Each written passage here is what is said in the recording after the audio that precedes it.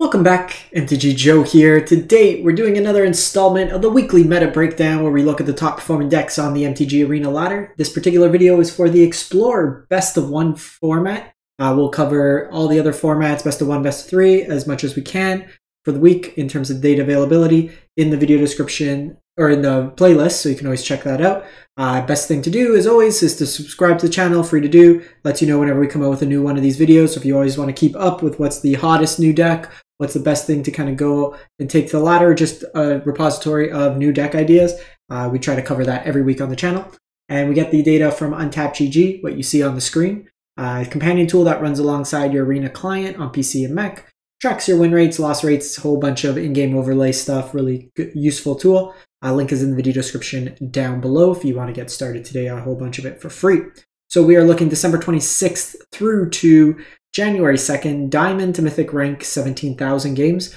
We're doing Diamond to Mythic this period because it's towards the end of the month where people kind of really push to see what are the decks that get them into the higher placements of Mythic ladder. So these are kind of the cream of the crop decks that people will play. In the middle, there's kind of a period where people play more jank in Mythic because they've already hit the threshold, but it is what it is. So we'll jump into it. The top performing deck of the week is Selesnya Angels. This is a deck that has a fairly decent mono green matchup, seeing as mono green can't really kill things. So what you're able to do here is just gain a whole bunch of life. You have the 7 Collected Company effects, 4 Collected Company, 3 Kyla's Reconstruction. And this lets you find a whole bunch of creatures in your deck. Ideally, you want to get some combination of Righteous Valkyries, the Bishop of Wings, and then Resplendent Angels out. You gain a whole bunch of life, make a whole bunch of tokens, and kill your opponent. Skyclave Apparition's your removal. This version is also on a couple copies of Portable Hole. Interesting, this version as well is on a Skyclave Cleric and Amiri's Call as additional land counts, giving you really 26 lands in the deck. But some flexibility in those ones there. You also have Realm Walker as a card advantage engine. So that one there. We then go to Boros Heroic, which has been quite popular on the ladder. I've run into this deck quite a bit. And this deck here, what you're trying to do is just target your creatures with pump spells or like various kind of effects. So you have things like Dreadhorde Arcanist that can flash back a whole bunch of stuff. Illuminator Virtuoso that gets bigger through Conniving and gives you double strike. You have 10th District Legionnaire, which gets bigger and lets you scry. And then you have the Swift Sphere that gets bigger with Prowess, as well as Favorite Hoplite that gets counters on it and then can prevent damage being dealt this turn. So if it's a burn spell, you can kind of fizzle out that damage. In terms of pump spells, you have access to Ancestral Anger, which cycles, gives trample, and then a bonus to attack based on the number of copies in your graveyard. Defiant Strike is an attack bonus plus drawing a card, so a lot of these are just meant to replace themselves and kind of keep the deck flowing. You have God's Willing as a protection spell. Homestead Courage, basically 2 spells in one that you can cast, gives counters, and Vigilance lets you go offense defense. The Reckless Rage is basically a targeted spell that gets you the prowess triggers, but kills your opponent's things up to 4 damage, which is really good that we saw in like the Angels matchup where they tend to go up to 4 toughness. And then it also makes it so any of your creatures with the prowess or the pump gets out of the 2 damage range. And then the kind of big payoff card is the Invigorating Rampage. In essence, it gives 4 power and trample to either 1 or 2 creatures. The 2 creatures would be 2 power each, kind of spread apart that. So this is kind of the top end finisher when you just deal huge chunks of damage through. We then go to Golgari Elves. So this is like an all-in kind of dump your hand, make a bunch of copies, generate a lot of mana, and then win through the new Shaman of the Pack. So Shaman of the Pack, when it enters battlefield, drains your opponent, equal to the number of elves you control. So it's kind of like a big fireball, but it's attached to an elf body. Your Collected Company deck, you have access to 12 1-drops that can always ramp or pseudo ramp in Jaspera. The goal is to try to dump as much of your hand as possible. Your mana sinks are things like Elvish War Master, that lets you pump the team. This also makes more tokens for you. You have the Clan Caller that can find other Clan Callers that give them all boosts. You have the Leaf Crown Visionary that lets you pay more mana to draw cards. And then you have Circle the Dream Druid to generate kind of like Gaia's Cradle on a creature. And then you have the Realm Walker as well. And then this is another Nykthos deck, just kind of generating a whole bunch of mana there. And then the deck that we were expecting to see, a lot of Coco decks, a lot of go wide decks. Well, the Fun Police is here. And Teferi's here to slow things down. There's Azorius Control at just under 62%. This deck here has got Supreme Verdict, can't be countered Sweeper, just sweep up all these little creature decks. You have Farewell as kind of the top end. And then just a lot of interaction along the curve. March of Otherworldly, Portable Hole for early interaction, as along with Fateful Absence. A bunch of counters and Censor, Dovin's Veto, Absorb, Card Advantage, and Behold the Multiverse and Memory Deluge. You see the split because you can foretell this early, and then with Teferi you untap 2 lands, so it's a way to kind of get that advantage. And then Shark Typhoon and the Wandering Emperor. So these are your 3 main win conditions, along with a Hall of the Storm Giant. And there's usually a blue... Wow, this version...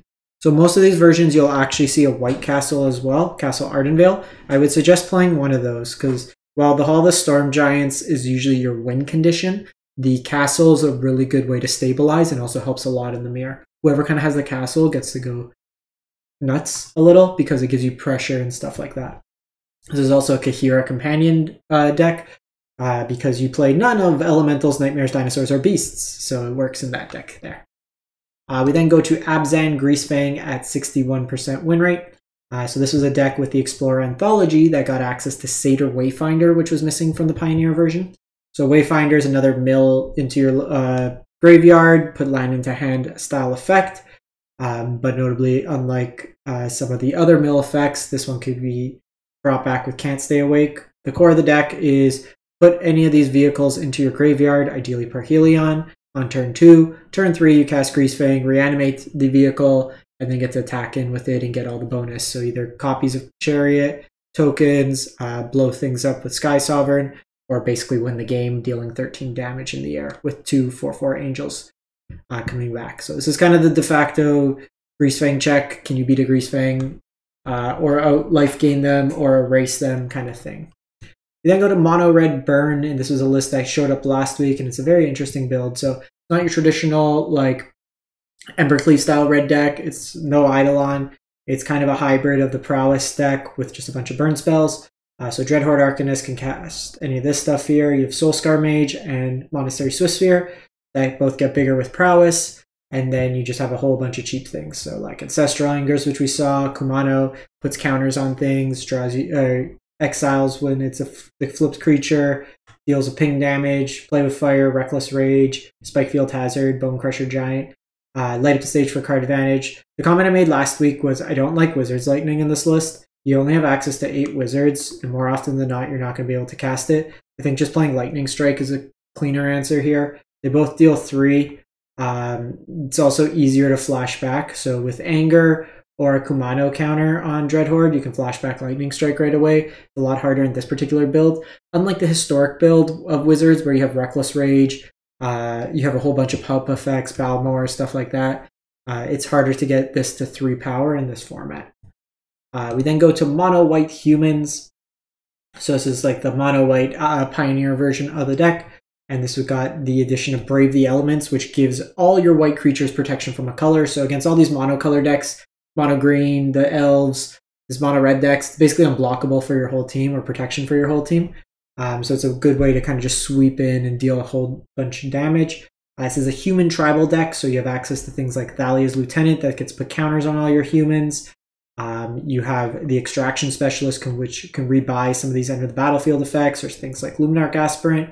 Your removal is Brutal Cathar in this deck, and then you have Adalines as kind of the big threat top end. You also have access to Mutavault in this deck, which is a human in addition to all its other types. And then Chefnet Dunes and Castle Ardenvale. So a lot of utility lands mixed into this deck as well in case you do flood. And then lastly, Mono Green Devotion. So this is a deck that's generally better suited in best of 3, in part because the format tends to be less aggressive. With the format being more low to the ground, this is where Mono Green could usually suffer. But what you're trying to do with this deck is basically abuse Nykthos Shrine to Nyx through tap-on-tap shenanigans, building up a whole bunch of devotion. You have a bunch of elves early. Kiora is the tap-on-tap kind of card. And then you have Karn the Great Creator as your way to fetch certain effects out of your graveyard. This best of 1 version is opting to go with an Elder Gargaroth over the 4th Lovestruck Beast. which is fine because you have more aggressive decks in the format. Generally speaking, this sideboard needs to be revised. I'm just going to post the list I posted last week and then copy that sideboard. It's more effective. You have things like Stone Brain in there. First off, this has no graveyard hate in a format with Greasefang, so Tormod's Crypt should be there. Should be Shadow Sphere, Portal, Cityscape Leveler. So I'll post the list there, copy that sideboard, because the thing is, this is basically someone who took a best of 3 list, played it in best of 1, but the thing is, in best of 1, you only get 7 sideboard slots as opposed to the 15, so you don't have the full Karn package. So like Boat's missing, Graveyard Hate's missing, a couple other things are missing, Stone Brain in addition, so I'll post that other list, copy that there. So that's pretty much it for the week. There is kind of my version. I've been playing it in best of 3 if you're interested. Had a little bit of a rough stretch towards the end, but this is a Eidolon of the Great Revels burn deck, so a little bit different. I still have the Lightning Strikes, Play with Fires in there, but I also have access to the Eidolons of the Great Revel, Kumanos, and then Chandra's. Chain Whirler is really good against all these like little weenie creature decks. And then the only thing is, with Angels being very popular, this configuration of the deck is not very good against Angels. You're pretty much going to die to Angels every single time. Which, like, I played a game against Angels and it wasn't even remotely close. The sideboard like has the access to things like Roiling Vortex. If you are going to be playing this in best of 1, I suggest cutting the Chandra package and then just playing Rampaging Ferocidon instead, just as a way to kind of combat the Angel deck. So I'd probably cut a Phoenix Chick, cut the Chandras, and then play 4 Ferocidons in that list there. You need to be able to kind of target the Angels decks if they are more popular. So I could post this deck list as well. I have some gameplay video if you're interested, but I built this for best of 3 in mind. So that's it for the week. Let me know what you think, what you've been playing in the format, and we'll catch you next time. Thanks for watching.